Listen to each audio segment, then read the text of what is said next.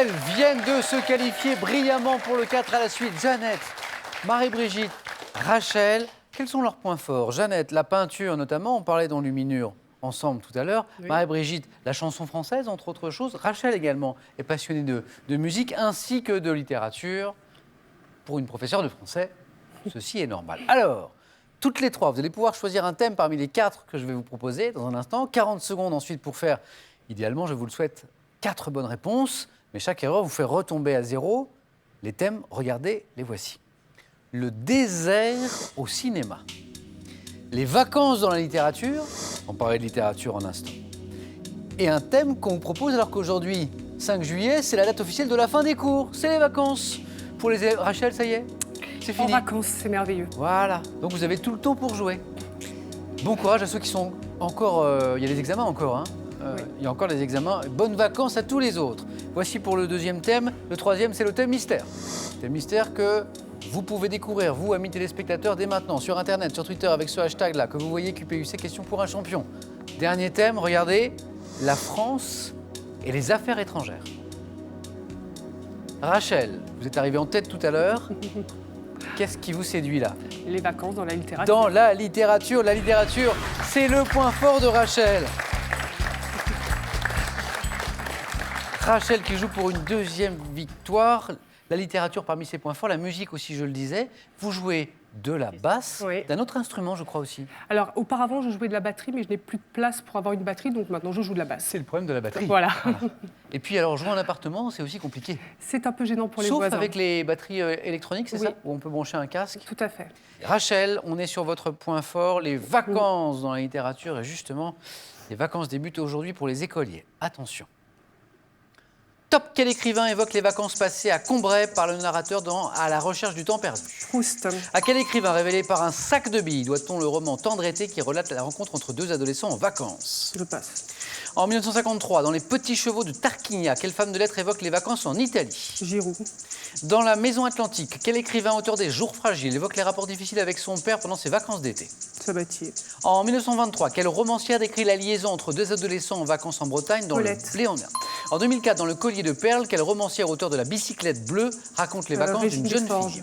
Quel écrivain français né en 1923 évoque les vacances de son enfance dans Les Noisettes sauvages? Sabatier. En 1994, joli 3 points sur le fil. Ça avait commencé tout doucement. Et un peu comme hier dans le face-à-face, vous donnez tout à la fin. Et ça vous réussit plutôt bien. Qu'est-ce qui vous a manqué pour faire un peu plus? Un sac de billes. L'écrivain d'un sac de billes. J'ai honte, mais je ne m'en souviens plus. Joseph Joffo. Les Petits Chevaux de Tarquinia, où une femme de lettres évoque les vacances, ses vacances en Italie. Marguerite Duras. Et puis, dans La Maison Atlantique, quel écrivain, auteur des Jours fragiles, évoque les rapports difficiles avec son père pendant les vacances d'été? Marie-Brigitte Jeannette, vous l'aviez ou pas? Philippe Besson. 3 points pour notre championne Rachel, qu'on peut applaudir.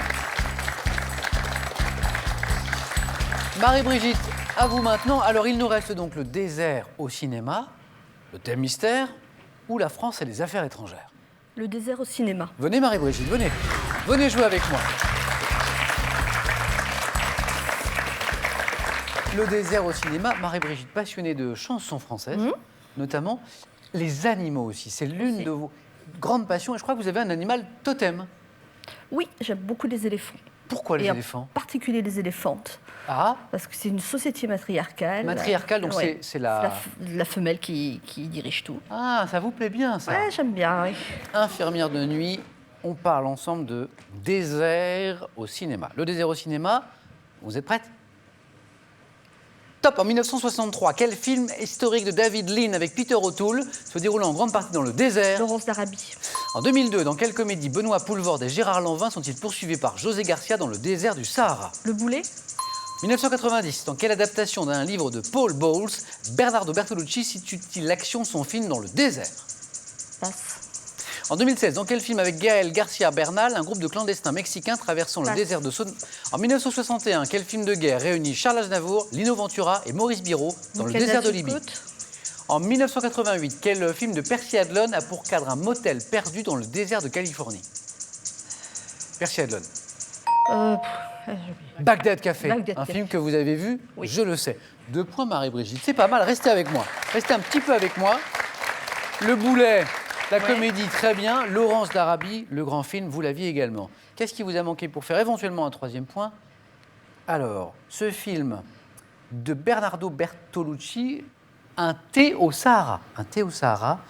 Vous l'avez passé dans quel film avec Gaël Garcia Bernal? Un groupe de clandestins mexicains traversant le désert de Sonora est-il attaqué? Vous l'avez passé, c'était Desierto. Ce film de guerre, en 1961, avec Lino J'ai Ventura. confondu. Ah oui, vous m'avez dit? Week-end à Zuid-Côte. Voilà, Lino Ventura, Maurice Biro, Charles Aznavour, Pour un Tobruk. taxi pour Tobruk, ça vous revient maintenant. Et puis Bagdad Café, on en a parlé. 2 points pour Marie-Brigitte. Alors Jeannette, pour rester dans la course, au moins 2 points. Au moins 2 points pour rester dans la course. 3 thème si vous mystère. voulez. Ah, thème mystère. Venez, Jeannette, je vais vous le dévoiler. Le thème mystère. Le mot chanson dans les chansons. Ah bon? Le mot chanson dans les chansons. Jeannette, on parlait de peinture tout à l'heure dans luminure. Vous m'avez rappelé ce que sont les enluminures. Vous peignez aussi sur porcelaine, je crois. Oui. Ça- Sur soie, sur porcelaine. Ça demande beaucoup de minutie, ça, non? Oui, bien sûr. Jeannette, Oui, le mot chanson dans la chanson. oui. Prête? Top. Quelle chanson de Georges Brassens commence par ces mots? Elle est à toi, cette chanson.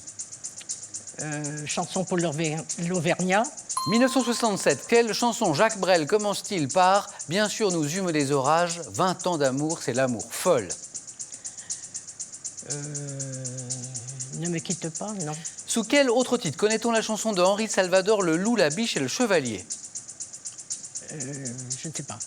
En 1956, à quel auteur et interprète doit-on la chanson du Scaphandrier? Je sais pas. En 2002, quelle chanteuse interprète Chanson triste sur l'album Quelqu'un m'a dit? Chanson triste. Carla Bruni. Dans quelle chanson de Claude François entend-on dans le refrain « Ça s'en va et ça revient, c'est fait de tout petit rien » Dommage, parce que je crois que vous l'aviez. Non. Claude François, Oui. une chanson populaire. 1 point, Jeannette. C'est dommage parce que ça s'est joué à oui. pas grand-chose. Allez-y, Jeannette.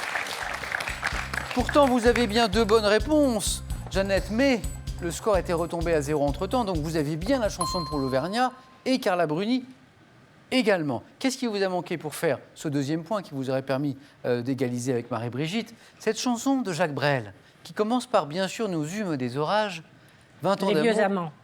Non. La chanson des vieux amants, exactement. Sous quel autre titre connaît-on la chanson d'Henri Salvador? Quand je vais vous le dire, Oui. vous allez me dire Le loup, la biche et le chevalier, une chanson douce. Et enfin, en 1956, à quel auteur et interprète doit-on la chanson du Scaphandrier? Rachel, Marie-Brigitte, En quelle l'aviez-vous? année En 1956, la chanson du Mobile à poil Scaphandrier, Léo Ferré. Allez, au fer. Jeannette, un grand merci d'avoir joué avec nous ce soir. Pour vous, c'est cadeau. Mesbagages.com, site internet de vente en ligne de bagages, vous offre cette valise tendance et élégante, accompagnée de son vanity case assorti. En France, on compte aujourd'hui presque 13 millions de chats. Pour être un maître attentif, Larousse vous propose 3 ouvrages qui vous apprendront beaucoup sur le comportement de nos amis félins. Ils sont accompagnés du beau coffret sagesse de chat. À vous de jouer maintenant. Attention, on joue ce soir pour 12 000 €. D'abord, il faut répondre à cette question. Comment appelle-t-on un cours d'eau de montagne rapide et irrégulier? Réponse 1, un torrent ou bien réponse 2, un étang? 32 43 pour le téléphone, par SMS 1 ou 2 au 7 10 20, tirage au sort parmi les bonnes réponses. Quelque chose me dit que ce soir, c'est une femme qui va l'emporter dans Question pour un champion. Mais est-ce que ce sera Rachel qui joue pour une 2e victoire ou bien Marie-Brigitte? Réponse dans un tout petit instant sur France 3. À tout de suite.